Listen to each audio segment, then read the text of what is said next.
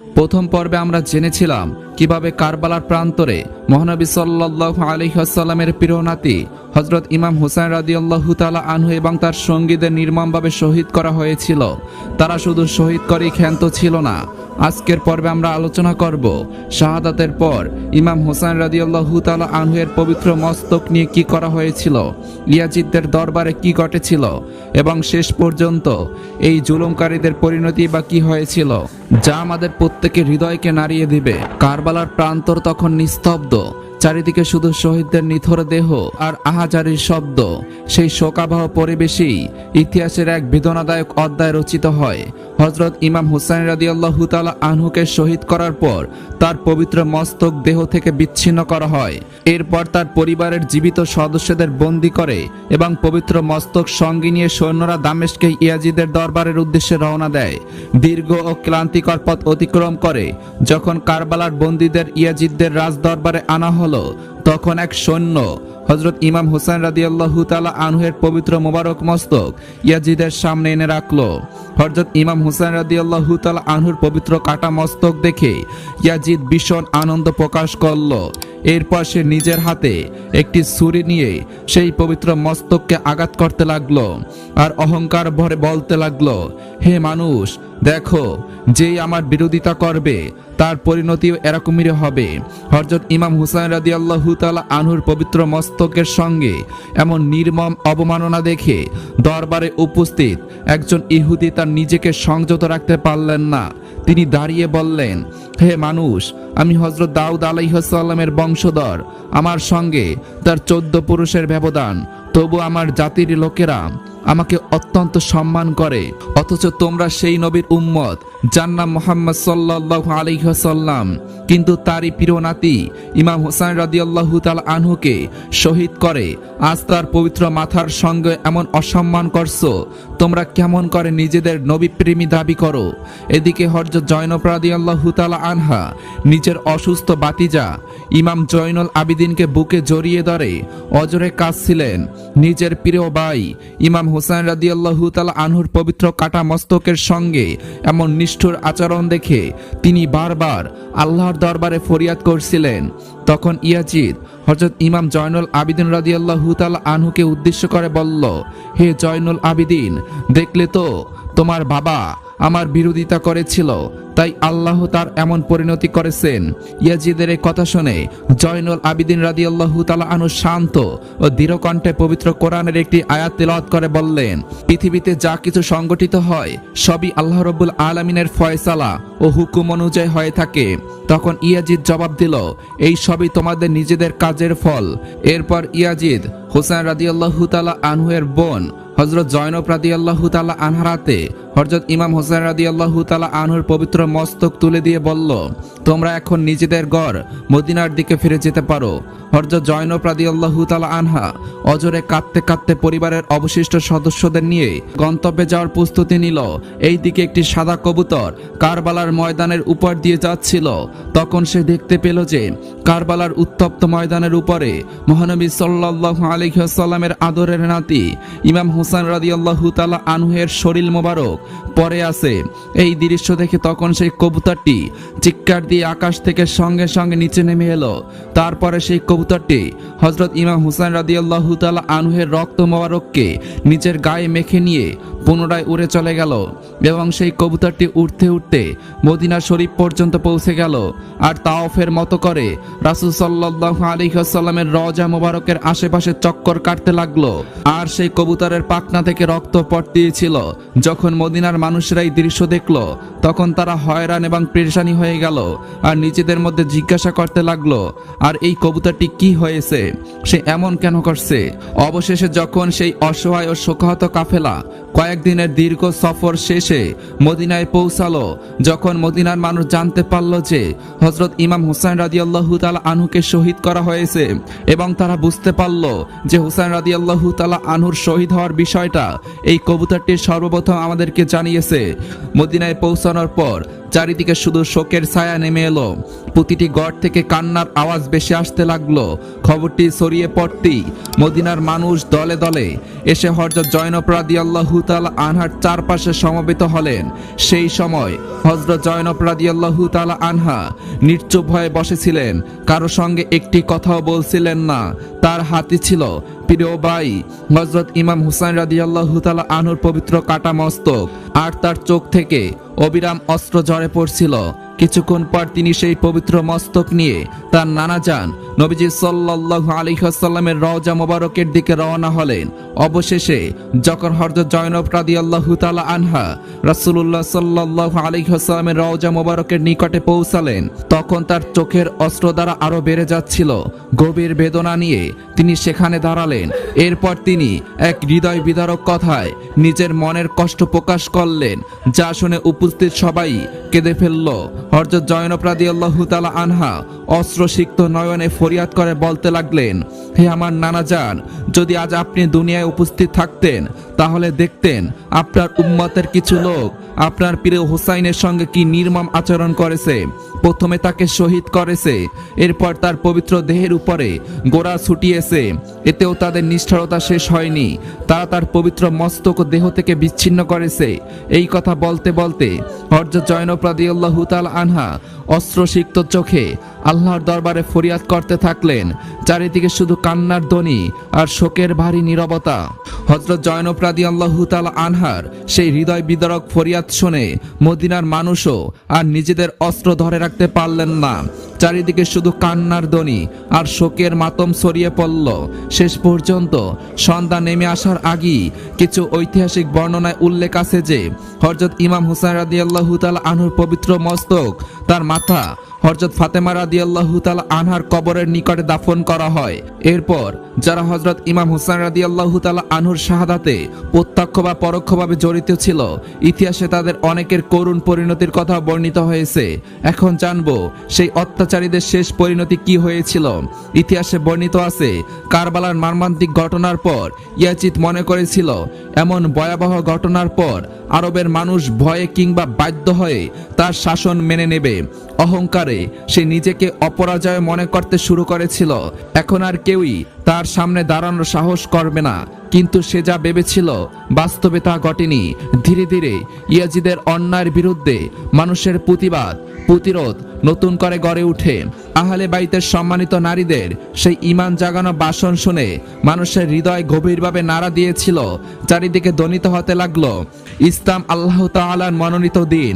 হযরত মুহাম্মদ সাল্লাল্লাহু আলাইহি ওয়াসাল্লাম আল্লাহর প্রেরিত রাসূল, আর তার পবিত্র আহলে বাইত আল্লাহর কাছে অত্যন্ত সম্মানিত। যারা তাদের উপর জুলুম করেছে তারা কখনো ন্যায়ের শাসক হতে পারে না।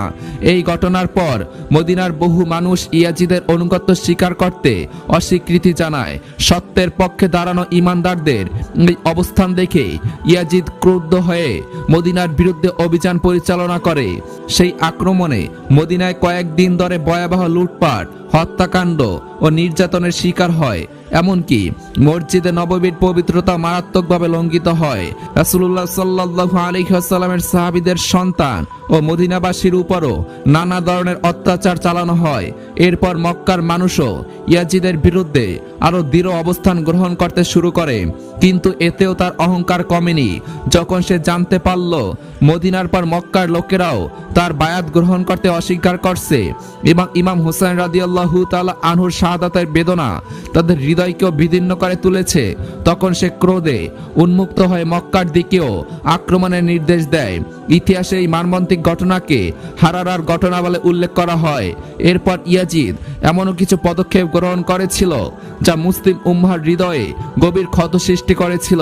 রাসূলুল্লাহ সাল্লাল্লাহু আলাইহি ওয়াসাল্লামের ইন্তেকালের পর পবিত্র মক্কার বিরুদ্ধে এমন আক্রমণের ঘটনা ছিল অত্যন্ত হৃদয় বিদারক। ইতিহাসে বর্ণিত আছে, মক্কা অবরোধের পর তারা কাবা শরীফে আগুন লাগিয়ে দেয়।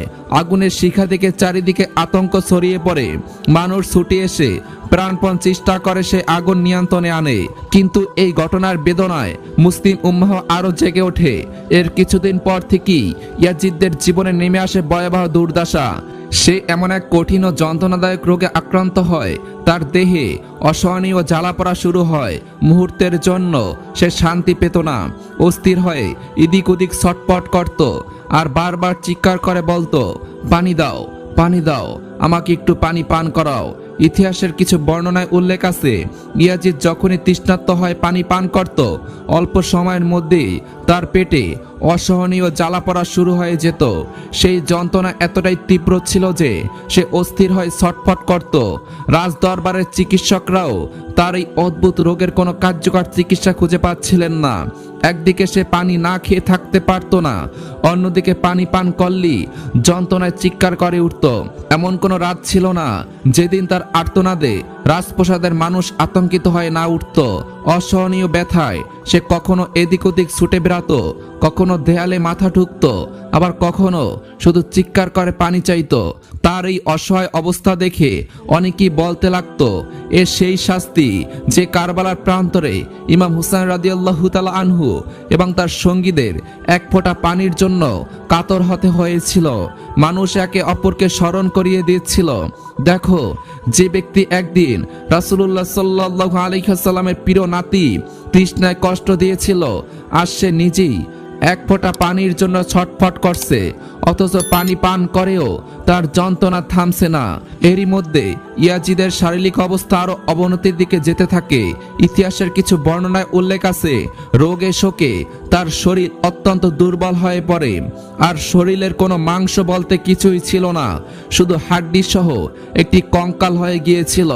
মৃত্যুর আগে একদিন ইয়াজিদ তার ছেলেকে ডেকে বলল, হে আমার সন্তান, আমি তোমাকে অনেক ভালোবাসি, আমার সময় শেষ হয়ে এসেছে, আমার পরে এই রাজ্য ও সিংহাসনের দায়িত্ব তোমাকেই নিতে হবে। তখন তার ছেলে দৃঢ়কণ্ঠে জবাব দিল, এই সিংহাসনে ইমাম হুসাইন রাদিয়াল্লাহু তাআলা আনহুর রক্তের স্মৃতি লেগে আছে। আপনি কি মনে করেন আমি এই সিংহাসনে বসবো? আমি এই সিংহাসনকে প্রত্যাখ্যান করছি।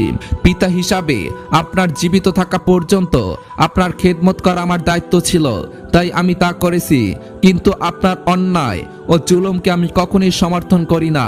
এই কথা শুনে ইয়াজিদ মানসিকভাবে আরো ভেঙে পড়ে। তার অসুস্থতা দিন দিন বেড়ে চলতে থাকে। পানি পান করলেই অসহনীয় যন্ত্রণা শুরু হতো, আর না খেলেও তৃষ্ণায় ছটফট করত। এমনকি সাধারণ শারীরিক কাজের সময়ও সে নিজের যন্ত্রণায় চিৎকার করে উঠত। শেষ পর্যন্ত কষ্টের ভয়ে সে পানি পান করাও ছেড়ে দিল। ধীরে ধীরে তার শরীর অত্যন্ত দুর্বল হয়ে পড়ে। এক সময়ের ক্ষমতাবান শাসক কঙ্কালের দেহে পরিণত হয় এবং যন্ত্রণায় তৃষ্ণায় ছটফট করতে থাকে। তাকে শান্ত রাখার জন্য নেশা জাতীয় বস্তু দেওয়া হতো এবং তার কাছে একটি পোষা বানর ছিল। পরে সেই বানরটিও তাকে ছেড়ে চলে যায়। তখন রাজদরবারের কিছু লোক বিদ্রুপ করে বলতো, হে মহারাজ, আপনি নিজেই না হয় জঙ্গলে গিয়ে আপনার সেই বানরটিকে ফিরিয়ে নিয়ে আসুন। আসলে তখন রাজ্যের মানুষ ইয়াজিদের অত্যাচার এবং তার করুণ অবস্থায় সম্পূর্ণ অধিষ্ঠ হয়ে উঠেছিল। একদিকে তারা শাসকের আদেশ অমান্য করার সাহস পেত না, অন্যদিকে প্রতিদিন প্রতি রাতে তারা অসহনীয় চিৎকার, কারো চোখে ঘুম নামতো না। রাজপ্রাসাদ জুড়ে যেন এক অদৃশ্য আতঙ্ক বিরাজ করছিল। তার আর্তনাদ শুনতে শুনতেই অনেকেই মানসিকভাবে ভেঙে পড়েছিল। তাই সবাই মনে মনে বলছিল, এই যন্ত্রণার যেন একদিন অবসান হয়। অবশেষে দরবারের কয়েকজন বলল, হে আমির, চলুন আমরা আপনাকে সঙ্গে নিয়ে জঙ্গলে যাই, হয়তো আপনার সেই প্রিয় বানরটি খুঁজে পাওয়া যাবে। ইয়াজিদও তাতে রাজি হয়ে গেল, কারণ সে কোনো না কোনোভাবে নিজের অসহনীয় কষ্ট ও অস্থিরতা কিছুক্ষণের জন্য হলেও ভুলে থাকতে চাইছিল। এরপর ইয়াজিদ তার সবচেয়ে প্রিয় ঘোড়াটিকে আরোহণ করল। এক বর্ণনায় পাওয়া যায়, এই ঘোড়াটি একসময় হযরত ইমাম হুসাইন রাদিয়াল্লাহু তাআলা আনহুর ছিল এবং কারবালার সেই মর্মান্তিক ঘটনার পর সেটি ইয়াজিদের হাতে পৌঁছায়। অতঃপর সেই ঘোড়ায় চড়ে যখন ইয়াজিদ জঙ্গলের পথে এগিয়ে যাচ্ছিল, তখন হঠাৎ করেই ঘোড়াটি প্রচণ্ডভাবে লাফিয়ে উঠল। মুহূর্তের মধ্যেই ইয়াজিদ ভারসাম্য হারিয়ে ঘোড়ার পিঠ থেকে ছিটকে মাটিতে পড়ে গেল। ইয়াজিদ যখন ঘোড়া থেকে ছিটকে পড়ে গেল, তখন তার পা ঘোড়ার রশিতে শক্তভাবে আটকে যায়। এরপরে সেই ঘোড়াটি দ্রুত ছুটতে শুরু করে, কিন্তু কোনোভাবেই থামছিল না। ফলে ইয়াজিদের দেহ মাটির উপরে টেনে হিঁচড়ে নিয়ে যেতে থাকে। পথের পাথর, কাঁটা আর শক্ত মাটিতে বারবার আঘাত লেগে তার শরীর মারাত্মকভাবে ক্ষতবিক্ষত হয়ে যায়। বলা হয় তার হাত পা চূর্ণ বিচ্ছিন্ন হয়ে যায় এবং মুখমণ্ডল এতটাই বিকৃত হয়ে পড়ে যে তাকে সহজে শনাক্ত করা কঠিন হয়ে যায়। ঘোড়াটি অনেক দূর পর্যন্ত এভাবেই ছুটতে থাকে। পরে যখন তার সৈন্যরা ঘটনাস্থলে পৌঁছে দেহটি দেখতে পায়, তখন অনেকে বিস্ময় ও আতঙ্কে বলে ওঠে, হুসাইন ইবনে আলীর রক্তের এটাই প্রকৃত প্রতিফল। আর সেখানেই এই পৃথিবীর সবচেয়ে নিকৃষ্ট শাসকের মৃত্যু হয়ে যায়। মজার ব্যাপার হলো, এই ইয়াজিদের কবর কোথায় আছে, মৃত্যুর পর তার লাশের সাথে কি হয়েছিল, কিছু বর্ণনায় পাওয়া যায় ইয়াজিদের লাশ খণ্ড খণ্ড অংশে মাদুলের রাস্তাঘাটে দামেস্কে পড়েছিল এবং সেখানেই কাক পাখিরা তার মাংস টুকরো টুকরো করে খেয়েছিল। শুধু এজিদ নয়, কারবালার সেই শত্রুদের ভিতরে আরো এমনও কেউ ছিল যাদের পরিণতিও আরো ভয়াবহ হয়েছিল। তাদের মধ্যে একজন ছিল ইবনে জুয়ারা। বর্ণিত আছে, কারবালার ময়দানে ইবনে জুয়ারা হযরত ইমাম হুসাইন রাদিয়াল্লাহু তাআলা আনহুর প্রতি চরম অবমাননাকর ও অশ্লীল ভাষা ব্যবহার করেছিল। তখন হযরত ইমাম হুসাইন রাদিয়াল্লাহু তাআলা আনহু আল্লাহর দরবারে তার বিরুদ্ধে দোয়া করে বলেছিলেন, হে আল্লাহ, তাকে এমন শাস্তি দিন যাতে তার দেহ টুকরো টুকরো হয়ে যায়। ইতিহাসের কিছু বর্ণনায় বলা হয়েছে, পরবর্তীকালে সেই ব্যক্তির জীবনে ভয়াবহ পরিণতি নেমে আসে। একদিন হঠাৎ তার ঘোড়া নিয়ন্ত্রণ হারিয়ে ছুটে চলতে শুরু করে। ঘোড়াকে সামলাতে গিয়ে সে ভারসাম্য হারিয়ে নিচে পড়ে যায়, কিন্তু দুর্ভাগ্যবশত তার একটি পাও সেই ঘোড়ার রশিতে আটকে যায়। ফলে উন্মুক্ত ঘোড়াটি তাকে মাটির উপরে টেনে হিঁচড়ে নিয়ে ছুটতে থাকে। পথের ধারালো পাথর ও শক্ত মাটির সঙ্গে বারবার আঘাত লেগে তার শরীর ভয়াবহভাবে ক্ষত বিক্ষত হতে থাকে। ঘোড়াটি তাকে এত দ্রুত পর্যন্ত টেনে নিয়ে যায় যে তার দেহের অধিকাংশ অংশ ছিন্ন ভিন্ন হয়ে যায়। শেষ পর্যন্ত তার একটি পা ছাড়া শরীরের প্রায় সব অংশই মারাত্মকভাবে ক্ষতিগ্রস্ত হয়ে পড়েছিল এবং তার পা ছাড়া শরীরের আর কোনো অংশই খুঁজে পাওয়া যাচ্ছিল না। কারবালার আরেক শত্রুর করুণ পরিণতির কথা উল্লেখ রয়েছে। তার নাম ছিল ইবনে নুমাইর। বর্ণিত আছে, কারবালার প্রান্তরে যখন হযরত ইমাম হুসাইন রাদিয়াল্লাহু তাআলা আনহু তীব্র তৃষ্ণায় কাতর অবস্থায় পানির দিকে এগিয়ে গিয়েছিলেন, তখন শত্রুপক্ষের এক ব্যক্তি তার দিকে একটি তীর নিক্ষেপ করে। সেই তীর এসে হযরত ইমাম হুসাইন রাদিয়াল্লাহু তাআলা আনহুর পবিত্র গলায় বিদ্ধ হয়ে যায়। তার ফলে তিনি প্রচণ্ড অসুস্থ হয়ে পড়েন। তার পবিত্র গলা থেকে রক্ত দ্বারা প্রবাহিত হতে লাগলো। আর সেই হৃদয় বিদারক দৃশ্য দেখে আকাশ বাতাসও যেন ভারী হয়ে উঠেছিল। তখন হযরত ইমাম হুসাইন রাদিয়াল্লাহু তাআলা আনহু আল্লাহর দরবারে ফরিয়াদ করে বলেছিলেন, হে আল্লাহ, যেমন আমাকে সে পানি পান করতে দিল না, তেমনি তাকে এমন শাস্তি দিন যাতে সে তৃষ্ণা থেকে কখনো মুক্তি না পায়। ইতিহাসের কিছু বর্ণনায় বলা হয়েছে, এরপর থেকেই ইবনে নুমাইর এক অদ্ভুত তৃষ্ণা রোগে আক্রান্ত হয়ে পড়ে। সে যতই পানি পান করত, তার তৃষ্ণা ততই বেড়ে যেত। একের পর এক পানি পান করেও তার পিপাসা কোনোভাবেই মিটত না। অবশেষে বলা হয়, অতিরিক্ত পানি পান করতে করতে তার পেট ফেটে যায় এবং সেই অবস্থাতেই তার মৃত্যু ঘটে। আর এই শত্রুদের সর্দার ছিল ইবনে জিয়াদ। হযরত ইমাম হুসাইন রাদিয়াল্লাহু তাআলা আনহুর পবিত্র মাথা মোবারক কেটে ফেলার আদেশও তার পক্ষ থেকে দেওয়া হয়েছিল।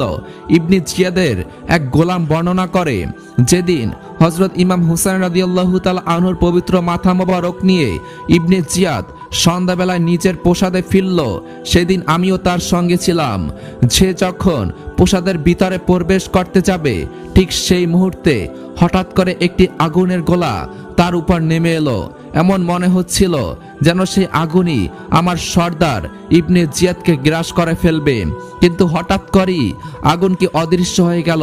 তখন ইবনে জিয়াদ আমাকে জিজ্ঞাসা করলো, তুই কি সেই আগুন দেখেছিস? সেটি একটু আগে আমাকে ঘিরে ধরেছিল। আমি বললাম, জি সর্দার, আমিও সেই আগুন দেখেছি। তখন ইবনে জিয়াদ ভীতকণ্ঠে বলল, এই কথা কাউকে বলবি না, এটি গোপন রাখবি। হযরত সুফিয়ান সাউরি রহমাতুল্লাহ আলাইহি বর্ণনা করেছেন, হযরত ইমাম হুসাইন রাদিয়াল্লাহু তাআলা আনহুর হত্যাকারীদের মধ্যে দুইজনের অত্যন্ত ভয়াবহ পরিণতি আমি নিজ চোখে দেখেছি।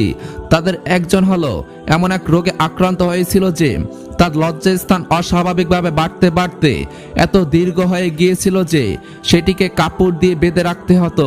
লজ্জার অপমানে সে আর কোনো মানুষের সামনে যেতে পারতো না, সারাক্ষণ ঘরের ভিতরই নিজেকে লুকিয়ে রাখতো। আর দ্বিতীয় ব্যক্তির অবস্থা ছিল আরো মর্মান্তিক, আর তার এমন অসহনীয় পিপাসা লাগতো যে যদি সে পুরো নদীর পানিও পান করে ফেলতো তবু তার তৃষ্ণা মিটতো না। শেষ পর্যন্ত একদিন সে এত বেশি পানি পান করছিল যে তার পেট ফেটে যায় এবং সে সেখানেই মৃত্যুবরণ করে। এভাবেই আরো বিভিন্ন বর্ণনায় তাদের করুণ পরিণতির কথা উল্লেখ করা হয়েছে। আমাদের প্রিয় রাসূল তারই প্রিয় নাতি হোসেন রাদিয়াল্লাহু তাআলা আনহুর প্রতি যে অবিচার করা হয়েছে যা আমাদের হৃদয়কে আজও কাঁদিয়ে দেয়। আল্লাহ তাআলা আমাদের সবাইকে সঠিক বুঝ দান করুক। এরকম ভিডিও পেতে আমাদের চ্যানেলটি সাবস্ক্রাইব করে রাখুন। ধন্যবাদ।